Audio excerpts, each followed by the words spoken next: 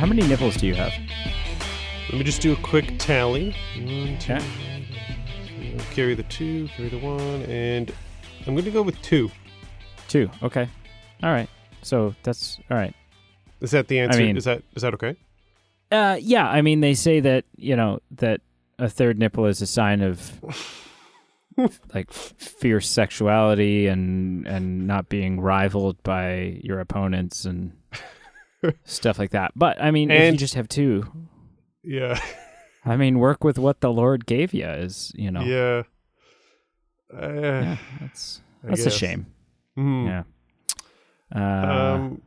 The man with the golden take over here. the man with the golden gun, Yeah. or Yep. the man with the trifecta nipple situation. The man with the birthmark worth mentioning. Yep. And listen, I don't. Sorry, was it worth mentioning? Like, was it really? Was it? I don't know if it was worth writing into a script. I don't think at all. And I don't mean to. You know what? If you're out there and you have a third nipple, No, for sure. or a fourth, or a fifth, Hey, that's fine. or a 6, if you have 6 nipples, you might be a cat. Sure. But it does seem like a very random plot point to make such a big deal out of. Yeah. Anyways, welcome to another episode of The Movie Men. I am Brady. I'm Pete. Yeah. We continue our James Bond series.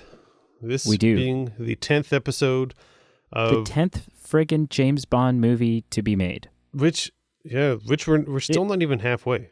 If you include the non-Eon films. Which we are. No, we're just over a third of the way. Mm-hmm. Yeah. That's scary. Time to ramp it up, boy. Yeah. I sounded like Leghorn Foghorn there from Looney Tunes. I'll say, boy. Ramp it up. Time to ramp it up and watch them there James Bond films, boy.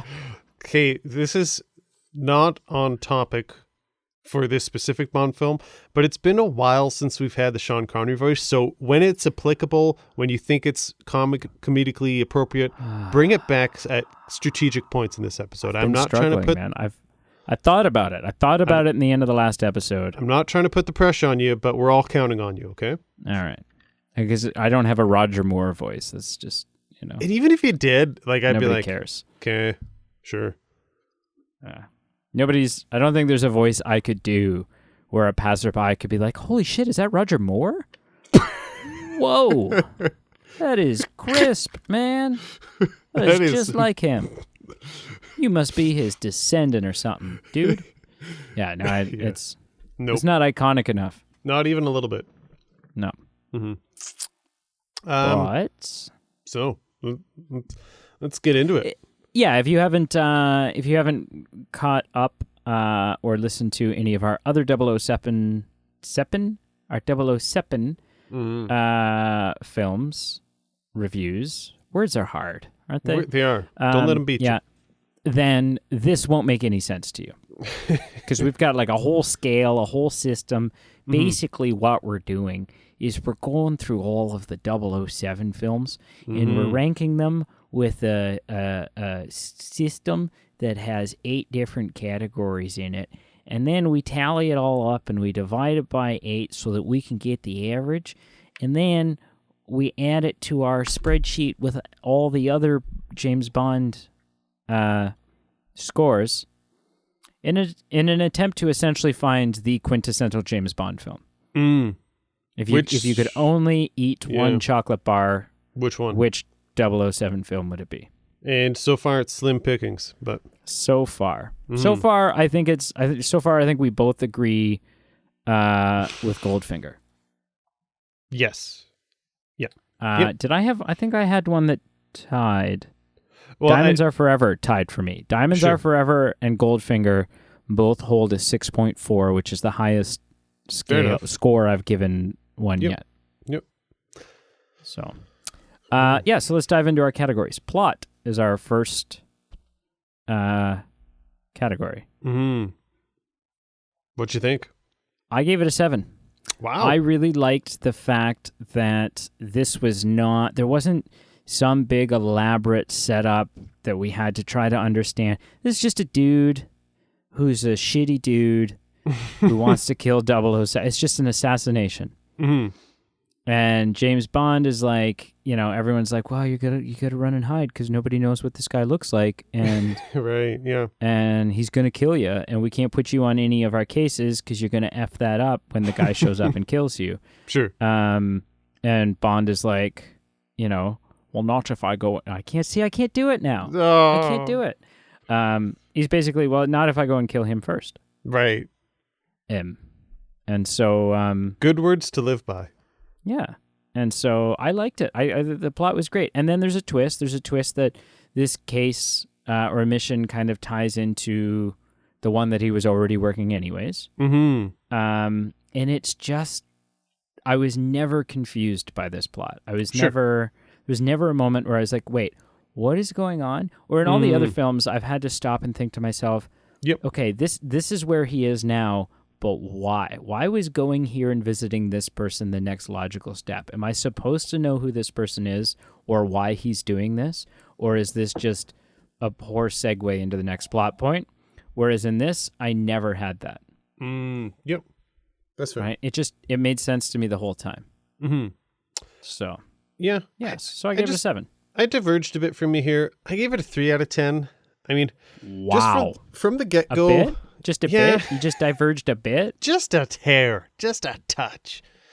In the opening shot, I'm like, who's this dude with the third nipple? I agree. The plot was relatively easy to follow. There was one point where I was worried it was going to delve into the territory of we have to Google what's happening. There was just kind of a boring discussion in a submarine with, Q and M, but it really was pretty on the up and up. I just felt it was way too long, and I was doing some reading online, and there's that weird Karate Kid martial arts scene sequence partway through the film, and I'm like, you know what, why, what are we doing here? And apparently martial arts genre at that time was just popular, and it felt like it was just awkwardly inserted just to appeal and entice the audience. But I just felt it was a little too long, a little too drawn out. Sure. We end up with sex on a boat, but it gets interrupted, and somehow M knows how to call that yacht's phone number. I was a little confused, but ultimately, yeah, I gave it a 3. So was Bond in that moment. Yeah. When the phone ascended. Mm-hmm. But I'll talk about that in a category coming up here. Cool. One thing, killer pad by the villain in this film, very, very cool. Oh yeah, yeah, absolutely, 100%. Yeah. Betrayal of Bond. Mm-hmm. I gave this a 6, which is a little bit down from the betrayal that I gave in the last one. Sure. I think I gave him a 7 before. It just felt, I don't know, I didn't have an issue with Roger Moore as Bond this time. Okay. It just felt kind of like he was phoning it in a little bit. I don't know. There was something right. where I didn't get that, this is the James Bond. This is the man that, this is a man who's worth putting out a hit on. This is a man worth wanting to assassinate. I just didn't get that. So I gave it a 6 out of 10. Cool. This one were pretty similar. I give it a 5. So that is just a hair off. In all seriousness, just a hair. I felt like he just got super rough when he started questioning Andrea Anders, a little too rough maybe. I thought it was funny that Bond got shut down for literally 30 seconds by Goodnight. She was just having none of it, and then literally 30 seconds later she shows up and she changes her mind, and there's this awkward 3-way pillow talk trick going on. And juggling women and juggling multiple women isn't new for Bond, but just multiple women in the same room. It was a new that scene alone was just kind of interesting just for the dynamics of what was going on. But I gave it a 5 out of 10. Just kind of average. Yeah. Villain. So we have Christopher Lee, who is an actor I love. So that was quite a surprise when he showed up, and I actually didn't even recognize him in the opening scene. No. Because he's just that young. So it wasn't until Yeah. the opening during the Bond song that I saw his name and I was like, what? Who the hell is Christopher Lee playing? And then I was like, oh, Yeah. he's Mr. It's Scaramanga? Scaramanga. I kept wanting to say salamander. Saruman. Yeah. So I gave him a 6. Sure. I thought that he was classy as a Bond villain. I thought that he was somewhat menacing. I mean, but that's just Christopher Lee. Oh, yeah. He was very swanky in the way that he shoots the top off the champagne bottle. The thing that I think lowered it for me is that he's a total friggin' idiot, though. Because as he's monologuing with Bond, unveiling his master plan, and Bond is like, "Wow, and this is the way this technology works," and the guy's like, "I don't know, could be." and Bond's like, "Wow, I imagine with that you're reaching temperatures of this, that, and the other thing," and he goes, "Yeah, I guess so." And Bond says, and then, of course, this will be the next logical thing to happen. And with that, you could do this. And he goes, look, James Bond, you know a lot more about this than I do. I'm just going to get rich off of this. And it's like, wait, you don't even know. He just seemed too detached. He knew nothing about his own evil scheme. Yeah, he didn't know. He just knew that it was going to work. Yeah. And not how or why. And it was like your IT guy is off for the weekend and you're wondering what part do you have in your actual own scheme? Did you just did you hire someone? Did you contract that out to do your scheme? Do you not know anything? Yeah. So that in and of itself, I think is if you're going to pull off a scheme this big and you don't know really any of the details of it, it's doomed to fail. If you have it is so doomed. You're putting too much trust and faith in systems.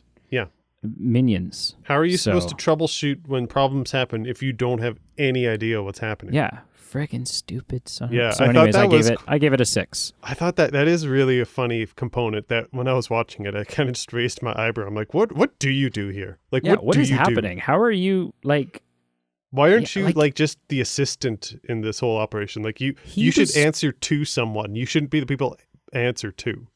And you know what? He was great up until that point. Until that point, he was like, yeah, okay, this is the man in charge. And then all of a sudden it was like, oh, no, wait, this is the janitor to the man in charge.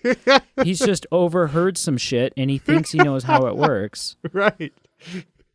He Wikipedia'd some astrophysics and he knows a couple terms, but he doesn't know how to connect the dots, so to speak. This is literally the guy with a beer gut and the shorts that are too short who is talking to the cable guy while he's having his cable installed and is pretending to know he knows how the cable thing works. And the cable guy's got no interest in talking to him. He just wants to set this up and go get some pita pit or some Manchu wok for lunch, but the father's like, oh yeah, so that's the fiber. Is that the fiber there? No, sir. We're not installing fiber today. Oh, okay, because Patrick Wilson down the street. I don't know why I went with Patrick Wilson, but Jim Johnson down the street there. He, I'm pretty sure he got the fiber. No, sir, that was likely his internet. Oh, okay. So now when I'm gonna install my VCR later, and I got the red cord here. We got the black cord. Cord. Yeah, for sure. And I gotta, I could have gotten this. I knew a guy who had a deal, but I figured this was probably the better way to go. Shut up, dude. Shut up. Is so what Christopher Lee did in this film, to a T. If you haven't seen it recently, that's exactly what happened. And it's I feel like that analogy is hits home for everyone because everyone's dad has friggin' done that at some point. It's not always the cable guy. It could be the mechanic. Sure. It could be your school teacher. Yes. It could be, I could have been a mechanic, but I decided to work at 7-Eleven instead. Sure. Yeah. Just, So anyways, I give the villain a 6. Cool. I was pretty close. I gave it a 7. I just thought Christopher Lee was too good of an actor and otherwise played it well to give anything lower. The third nipple being the identifying factor for him was a bit that we're going with, I guess, for the creative team that made this. I don't know. One thing I got weird vibes from, he's the man with the golden gun, and he has kind of a woman that he is associated with named Andrea. There was a scene where like he went up to her and like rubbed his golden gun all over her, and I just was so weirded out by that. I was like, Christopher Lee, what are you doing? Like, what are we doing? You just don't understand because you don't have a golden gun. No, I don't think anyone understands, even those listeners with a golden gun. There was such a line that he had that was so boss that he didn't even know it was boss. It aged really well. He said, "Take Mr. Bond to school," and I was like, "Dope." That aged so well. We still say that. Well, I mean, I say it. I say it. I also conceptually thought it was interesting. And this is in a serious note, and this is why I gave it a high score. Giving Bond an adversary that was in a lot of ways his mirror opposite. So they have the same profession, the same actions. They both kill people, but you could argue morally they'd have different motivations to a degree. And I just thought it was cool. Yeah, you have the one on one side who's for quote unquote king and country, and the other who's just a murderer for murderer's sake. And I just thought it was interesting that, hey, we actually have something that's a little bit more deep and less superficial plot-wise here. I only kill people who my government tells me to kill, and the people I kill are killers themselves. Right. That was a cool line. Mm-hmm. Yeah. So, yeah. Okay. 7 out of 10. Cool. Gadgets. I gave this a 6. There were two things stood out for me. One is obviously in and of itself the golden gun. Sure. It's a pretty cool gadget. Maybe. Oh yeah. And, okay. And it's height ability. You know, that's exactly what you want, is this thing that kind of screws together everyday items. You know, to me, that is the gadget. A gadget is an everyday item that has a hidden purpose. Sure. Yep. So that was cool. And also, honestly, you've got the car that has the wings attached to it and it becomes a plane. Yep.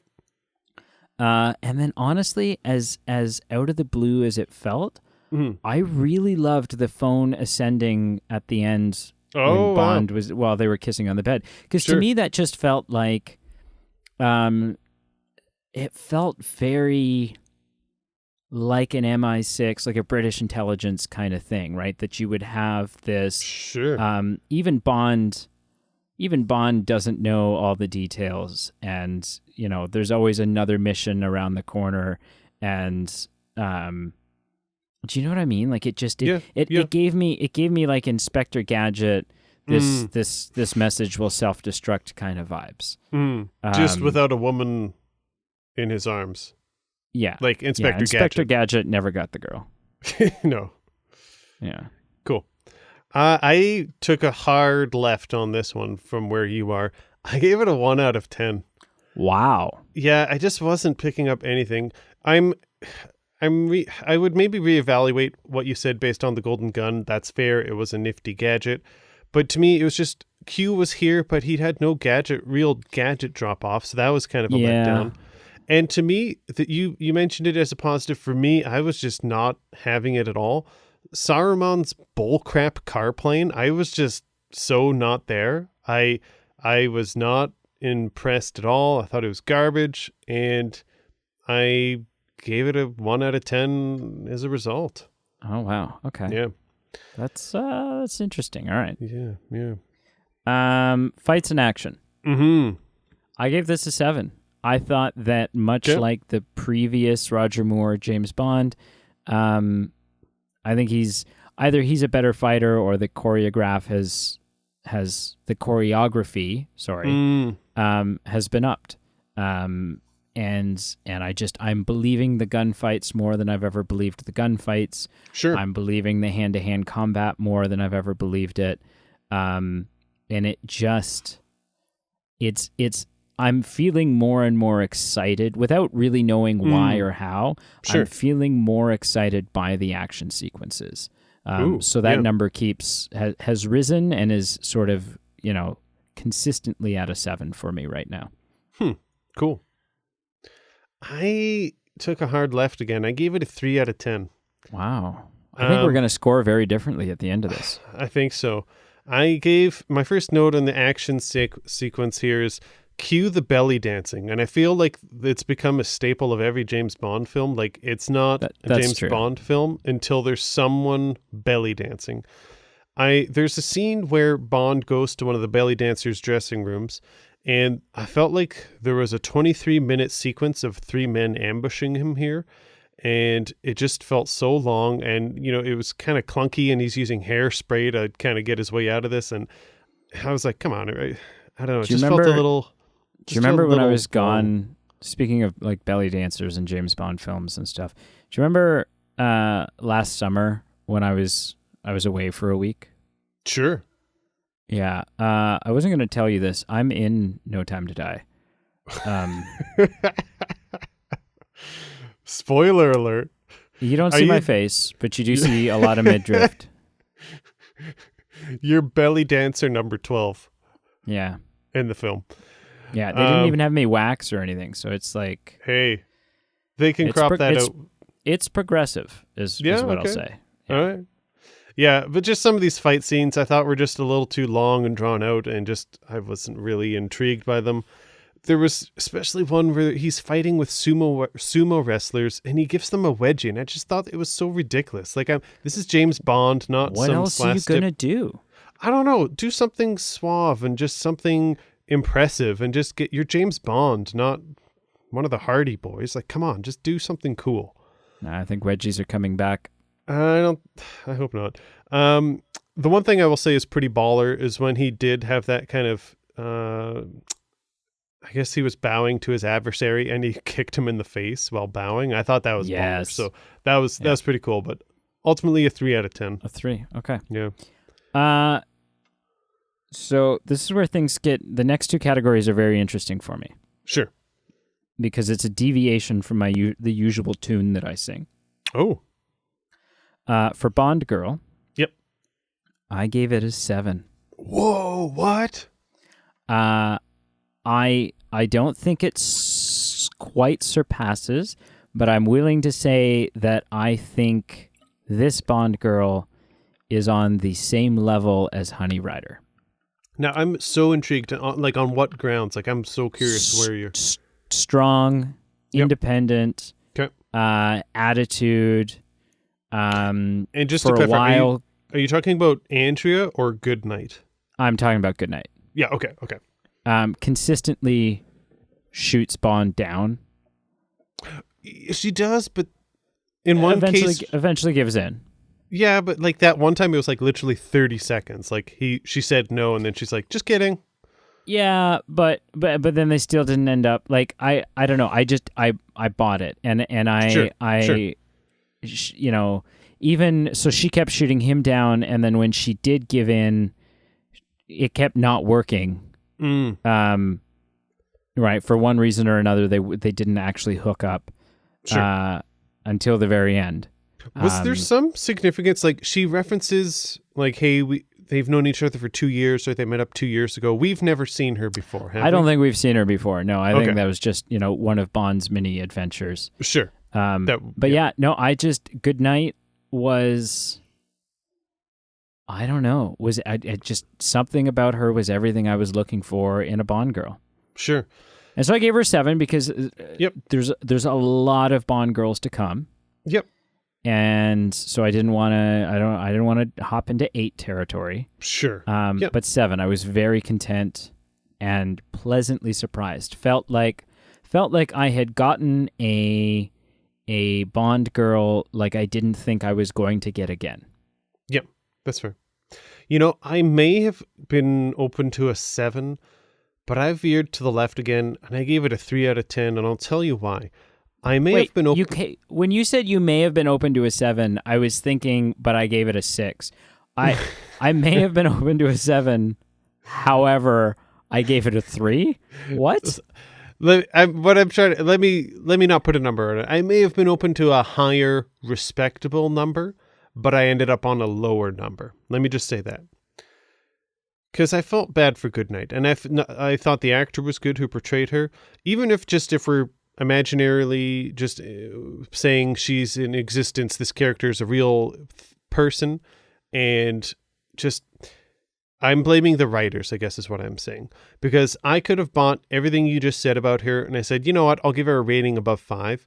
But I felt bad for her character and the actor portraying her, because the last third of the film, around there, she's just running around in a bikini. So I felt bad that they were literally just kind of stooping to that kind of level. And really put the cherry on the cake, what I thought was just comical and kind of sad, was her biggest contribution to the climax of the film at the end was her in a bikini accidentally sitting on the most important plot advancing switch, and like literally her butt hitting the switch that kind of pushed things forward.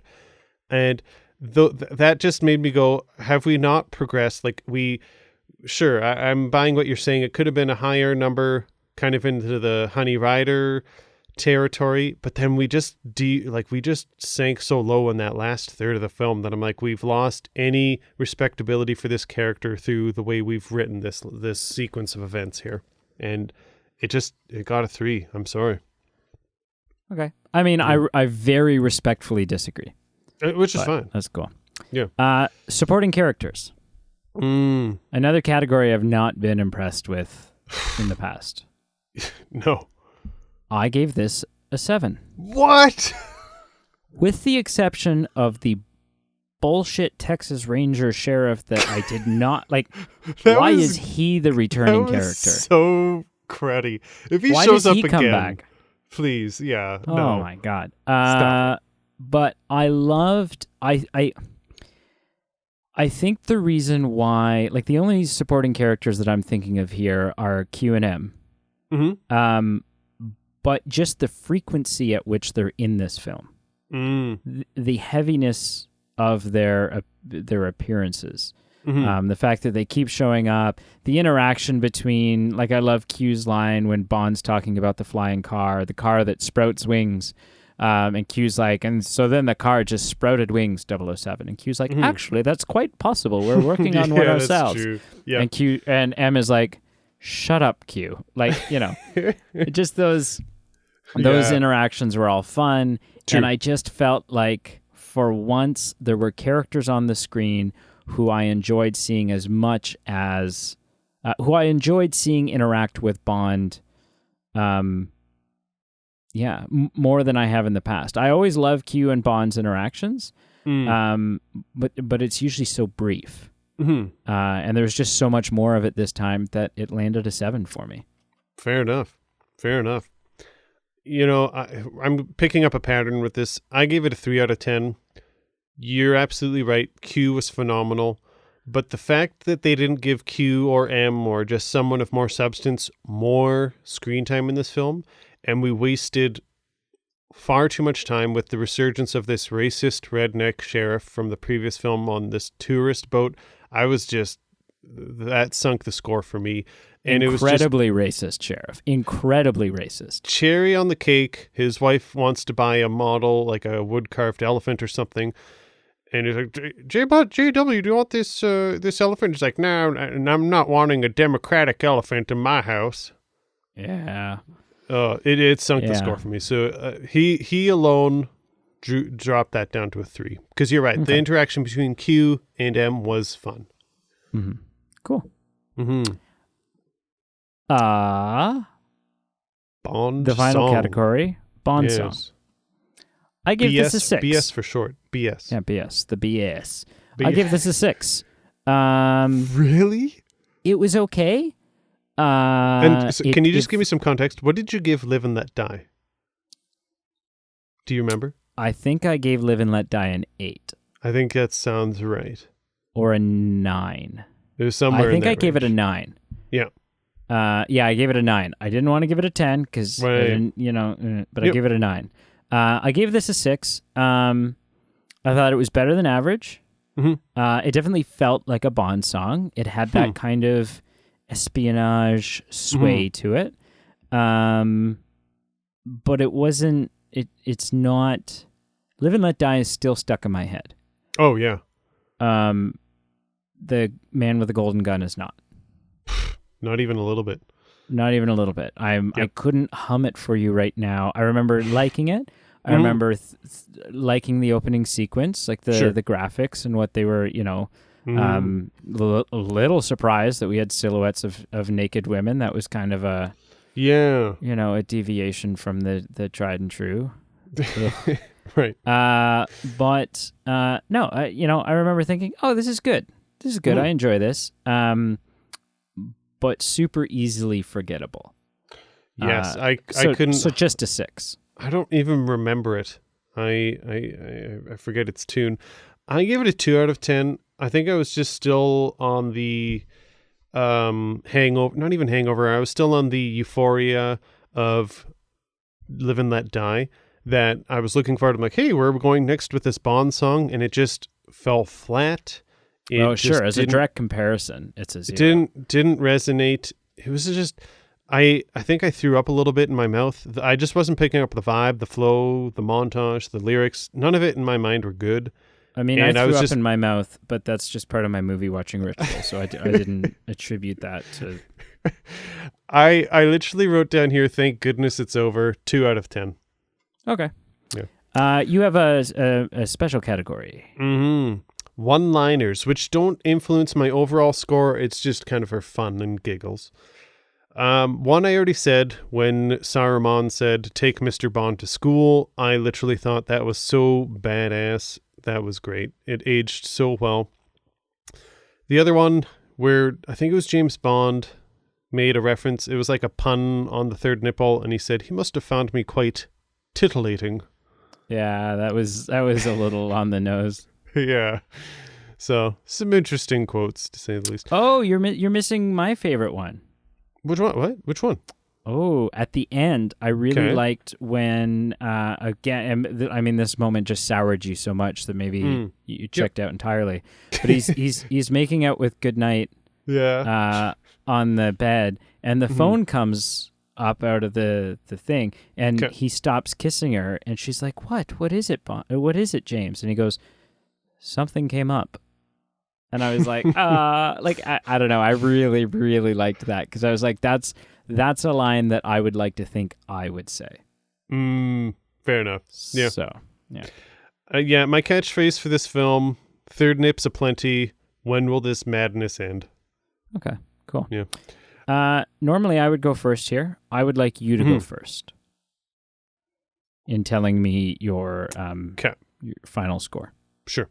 Out of 10, I gave it a 3.37. So 3.37 out of 10. Is that your lowest? Let me take a quick peek. I don't think... Ooh. No. It is Thunderball not. is lower? Thunderball... I don't know. I question... These rankings are super subjective. I don't trust them. Thunderball got higher, but I still think Thunderball was way worse. See, but I do trust it because I think what we need to understand is that we're not looking for your favorite 007 film. We're looking for the quintessential. If aliens come to the planet and we need to, with one film, show them and educate them on what 007 is, that's the film we're looking for. Which I feel is a reasonable assumption to have with alien life. Like, I feel like that's probably the communication technique we'd use. I don't know why else they would come if forget not to learn sounds, forget emotions, forget, just actual basic fundamental human things. James Bond films would probably be the mode of communication. I think if they're looking for information, they'll probably probe us anally, and then they'll want to know about rapey Englishmen. I think is probably what will happen. Agree to disagree. Yeah. Okay. But yeah, I didn't give it a good score. What did you give it out of 10? So the bottom, the worst film that I have scored is Thunderball. Okay. That was that was a 4.6. Yeah, it wasn't good. The highest film that I have, there's a tie between Goldfinger and Diamonds Are Forever with a 6.4. Ooh, okay. The Man with the Golden Gun. Sure. Gets a 6.5. Wow. replacing the other two films. Wow. And so as it stands, 10 films in, Yep. I don't know if it was my favorite viewing experience, Mm-hmm. but it was up there. If someone said, I think this was your favorite, I couldn't argue. Yep. But it's definitely, according to my scale, it is definitely currently of the first 10 Bond films, it is the quintessential watch. Wow. Yeah. Crazy. I wasn't expecting that. I was not either. I feel like it's one of the more known names of a Bond film. So I'm at peace with this being a high scoring film for you. So am I. Yeah. And you know what? And I look at a 6.5, I look at it beating out all the others, and I think, yeah, I'm cool with that. I don't think that something has gone horribly wrong with the system in saying that. Mm-hmm. And anything with Christopher Lee, I'm at peace with being a solid score. Yes. Yeah, for sure. So I'm going to wrap this up here with my usual question for you. But before I get to that, apparently I was doing some reading, and I'm not sure to what degree. This is just what it said, so I'm not sure if it was truly jeopardizing the future of the franchise or if it was just kind of put it on warnings or red flags. But it was still a profitable film, but it's the fourth lowest grossing in the series. And It had pretty modest returns compared to the previous one, which was Live and Let Die, which was pretty lucrative apparently. And so just because it was kind of a stinker in comparison to Live and Let Die, apparently to some degree anyway, placed the continuation of the franchise in jeopardy. Wow. Apparently. Okay. So, yeah. My standing question to you is, where do you think this film ranks of all the films on the tomato meter? And I usually start it off top third, middle, bottom third. Top third being 1 being in to the 10. 20s or the Yeah, 1 to 10. Yeah. I'm gonna say middle third. Okay, it's not. It's in the bottom, like 20 plus. Okay. Yeah. What's available in that still? The 1960s Casino Royale is number 20. It. I'm gonna go with 23. Number 23. That was like super decisive, super quickly. Well, 23 is my favorite number, and so I'm like, if I have, so I'm like, why? What's like? Because for two reasons. One, it's my birthday, and two is because of the movie The Number 23 with Jim Carrey in it. I don't love the movie, but I love the numerology behind the number 23. So I'm like, if I have to, so I'm like, screw it. If I have to guess in the 20s, I'm going to go with 23. That, I feel like if there's ever a time to go with your gut, that's the time. You have some pretty emotionally significant reasons to do so, and if not now, when? Right, exactly. So, how'd I do? You nailed it. It was 23. Really? That's amazing. Yeah. I swear to God, I didn't look that up. I was just like, you know what? I was like, so far it's my favorite Bond film, and that's my favorite number. It has to be. We need to go out and get some lottery tickets and throw some 23s on there. Yeah, let's do it. Can I say I'm a little disappointed that it scored so low.